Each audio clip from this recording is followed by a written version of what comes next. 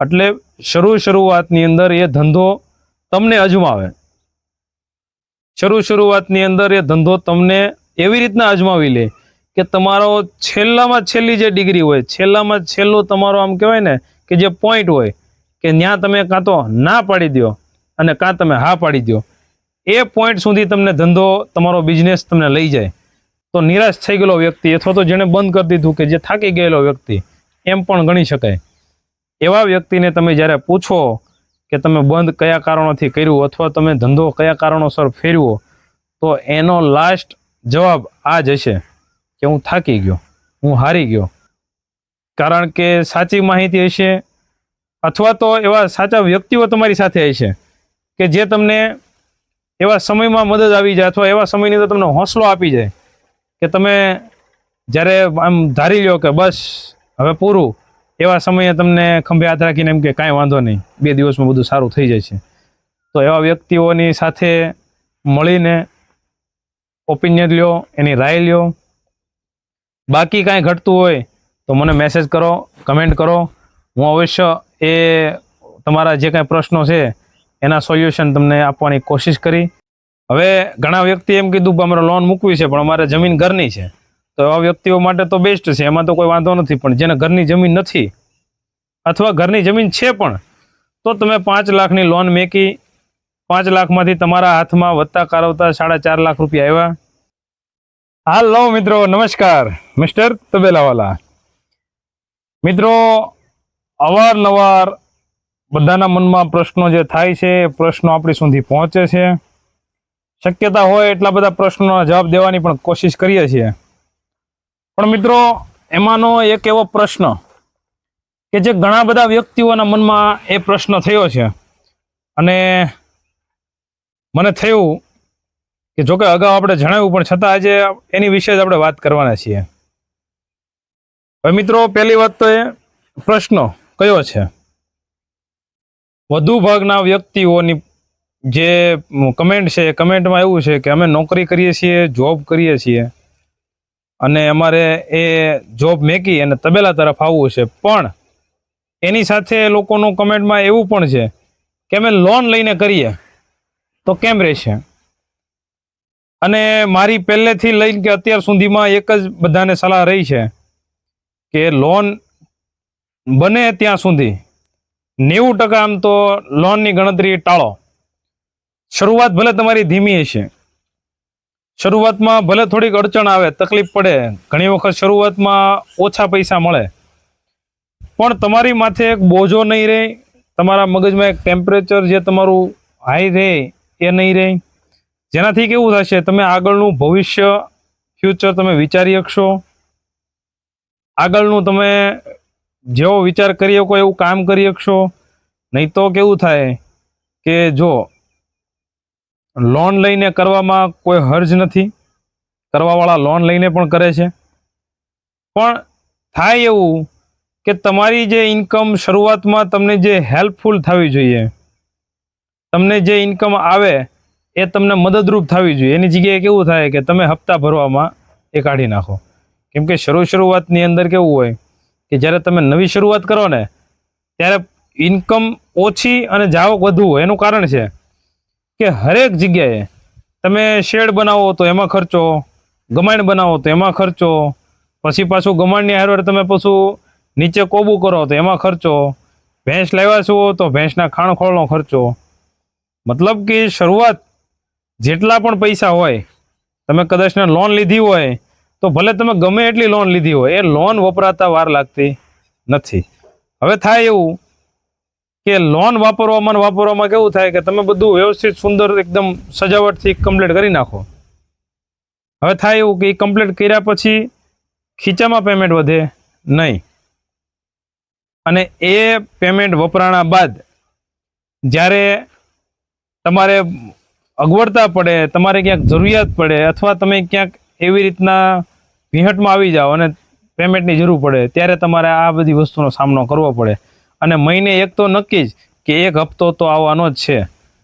ભલે તમને આવનારા સમયમાં ફાયદો થશે, એની કોઈ નાઈ નથી, એવું નથી કે પૈસા તમે વેડફી નાખ્યા છે, પણ એ કદાચને હું એમ કહું કે તમે માનો લોન લીધી નથી અને વગર લોને તમે કરો છો, થોડા ઘણા તમારી પાસે જે બચતના પૈસા છે એનાથી કરો છો, તો તમે એક ફોકસ રાખી શકશો કે તમે માલ બાજુ જ તે પેમેન્ટ ખર્ચ કરશો. કારણ કે તમારે કરવો તો તબેલો છે, તો તમે તબેલો કરવા માટે લાવવાના ભેંસો, કેમ કે એક્સ્ટ્રા પેમેન્ટ તમારી પાસે નથી, જેના કારણથી કેવું થાય છે કે તમે એક્સ્ટ્રા પેમેન્ટ વાપરશો પણ નહીં.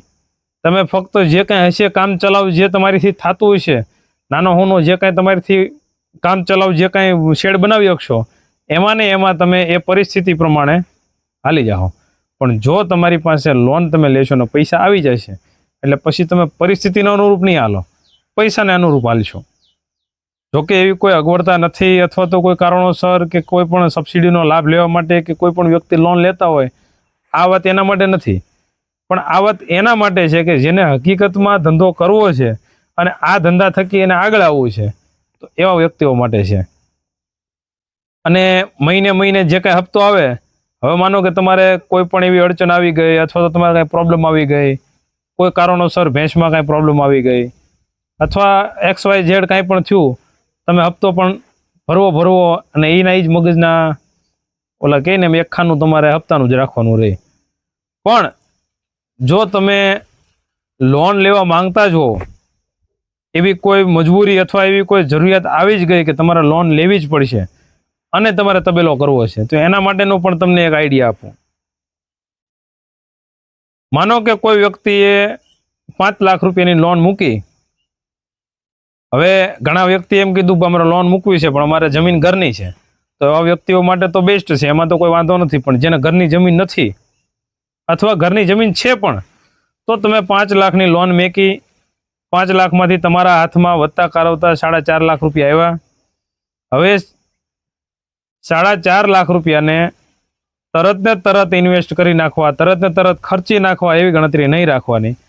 કારણ કે જ્યારે તમે એક સાથે એ પેમેન્ટને ખર્ચી નાખો, એ પેમેન્ટનો તમે ઉપયોગ કરી નાખો, પછી તમારી પાસે બેકઅપ પ્લાન કાંઈ રહેતો નથી.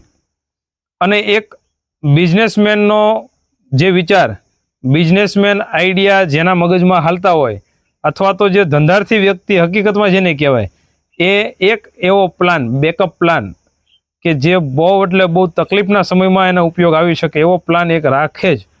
અને એ પ્લાન એવો છે કે 4.5 લાખ રૂપિયા તમારી પાસે જે લોનની અમાઉન્ટ રકમ આવી, એમાંથી તમે 1 લાખ રૂપિયા એવા તારવીને સાઈડમાં મૂકી દો કે જેનો ઉપયોગ બહુ જરૂરિયાત વગર ન કરો. તો એનાથી શું થાય કે તમે 3.5 લાખ રૂપિયાનો ઉપયોગ કરો છો, માલ લાવ્યા, થોડું ઘણું તમે કદાચ શેડ બનાવ્યો, જે કાંઈ પણ તમારી અનુકૂળતા પ્રમાણે તમે એ ચાલી ગયા. હવે કેવું થાય છે કે 1 લાખ રૂપિયા તમે એવા ટાઈમ સુધી સાચવીને રાખો કે તમારી પાસે તમારા તબેલાની શરૂઆત થઈ જાય. પહેલા મહિને કદાચ ને 5-10 હજાર, બીજા મહિને બીજા 25,000, ત્રીજા મહિને એમ કરતાં કરતાં ભેળવતા 50,000 રૂપિયા જેવું થાય. પછી તમને એમ લાગે તો એ 50 ને વાપરીને આ લાખને તમે બચાવીને રાખો. અને એવા ટાઈમ સુધી કે 6 મહિના કે વર્ષ દિવસ તમારી પાસે માનો કે હપ્તો ભરવાનો કાંઈ પ્રોબ્લેમ આવ્યો તો એમાંથી વાપરવા થાય છે. ઓચિતા તમારે કોઈ અડચણ આવીને ઊભી રહી તો એ લાખ રૂપિયામાંથી વાપરવા થાય છે. તમારે કોઈ એવી માનો કે તમે ધંધામાં રચા પચા થઈ ગયા ને તમને ઓચિતા એવું મગજમાં બેસી ગયું કે બહુ સારી એવી ભેંસ મગજમાં બેસી ગઈ, અને એમ થાય કે આ ભેંસ આપણે લાવશું અને આપણી ઇન્કમ શરૂ થઈ જાય તો તમારી એકાદા મહિનાની બચત પ્લસ આ 1 લાખ રૂપિયા નાખીને તમે ભેંસ લેવા પણ થશે. આવા ઘણા બધા અલગ અલગ કારણો જો ગણવા બેસીએ તો બહુ ઝાઝા થઈ જાય. પણ કહેવાનો મતલબ કે એ 1 લાખ રૂપિયા તમને એવી સમયની સાંકળ બનીને તમને કામ આવશે, એવા સમયની તમને ટેકો બનીને કામ આવશે કે જ્યારે તમે ભીહાભીની અંદર આવી ગયા હો. કારણ કે મારો ખુદનો અનુભવ છે કે જ્યારે પણ કોઈ પણ ધંધો બિઝનેસ તમે નવો શરૂ કરો એટલે શરૂઆતની અંદર એ ધંધો તમને અજમાવે. શરૂઆતની અંદર એ ધંધો તમને એવી રીતના અજમાવી લે કે તમારો છેલ્લામાં છેલ્લી જે ડિગ્રી હોય, છેલ્લામાં છેલ્લો તમારો આમ કહેવાય ને કે જે પોઈન્ટ હોય કે ત્યાં તમે કાં તો ના પાડી દો અને કાં તમે હા પાડી દો, એ પોઈન્ટ સુધી તમને ધંધો તમારો બિઝનેસ તમને લઈ જાય. એવી તકલીફ સુધી તમને લઈ જાય કે તમે એક વખત તો મીણ માંગી જાઓ, તમે એમ થઈ જાય કે બસ હવે નથી કરવું, ઊંચા હાથ કરી લેવા.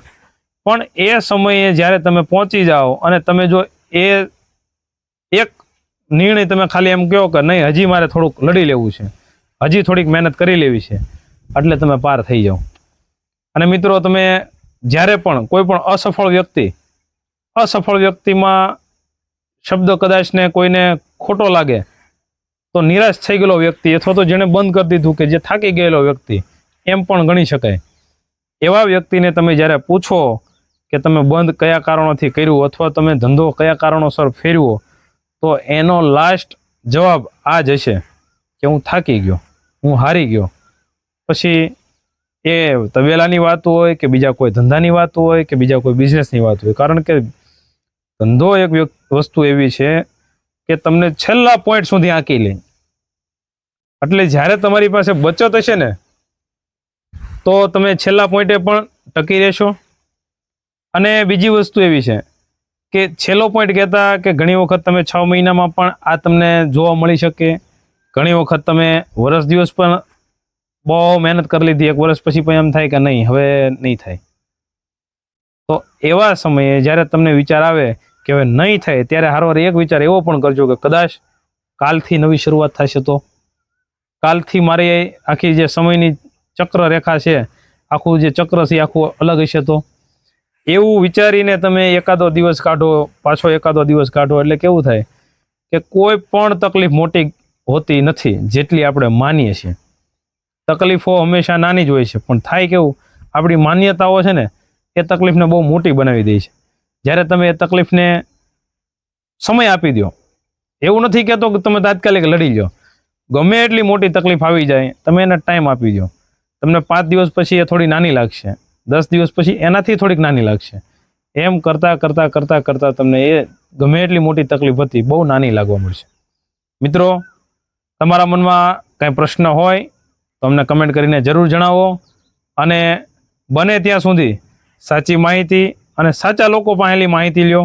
ભલે 2 વ્યક્તિની તો 4 વ્યક્તિઓને પૂછો, કારણ કે સાચી માહિતી હશે અથવા તો એવા સાચા વ્યક્તિઓ તમારી સાથે હશે કે જે તમને એવા સમયમાં મદદ આવી જાય અથવા એવા સમયની તો તમને હોંસલો આપી જાય કે તમે જ્યારે આમ ધારી લો કે બસ હવે પૂરું, એવા સમયે તમને ખંભે હાથ રાખીને એમ કે કાંઈ વાંધો નહીં, 2 દિવસમાં બધું સારું થઈ જાય છે.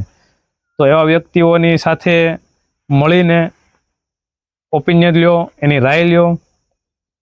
બાકી કાંઈ ઘટતું હોય તો મને મેસેજ કરો, કમેન્ટ કરો. હું અવશ્ય એ તમારા જે કાંઈ પ્રશ્નો છે એના સોલ્યુશન તમને આપવાની કોશિશ કરી. જો હજુ પણ તમે અમારી ચેનલમાં નવા હોવ અને અમારી ચેનલને સબસ્ક્રાઈબ ના કરી હોય તો કરી લેજો, જેથી કરીને અવારનવાર આપણે આવા નવા ટોપિકોમાં વાત કરતા રહીએ અને આપણા પ્રશ્નોના જવાબ દેતા રહીએ. ચાલો મળીએ કંઈક નવા વિડીયો સાથે, નવા ટોપિક સાથે. ત્યાં સુધી રજા આપો. Mister Tabelawala, bye by.